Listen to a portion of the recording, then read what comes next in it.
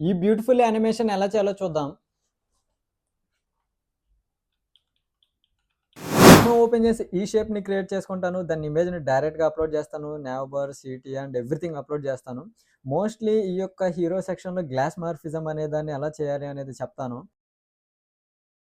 So, ఇప్పుడు glass మార్ఫిజం select చేసుకుంటాను.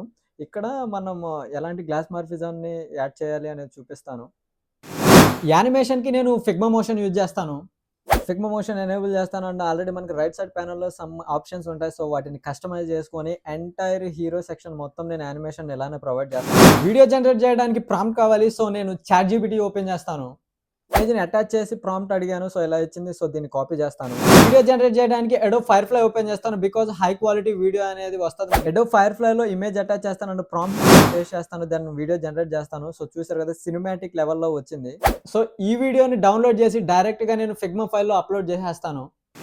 Background వీడియోకి గ్లాస్ మార్ఫిజం అటాచ్ చేస్తే వేరే లెవెల్ అవుట్‌పుట్ హీరో సెక్షన్ అనేది వస్తది.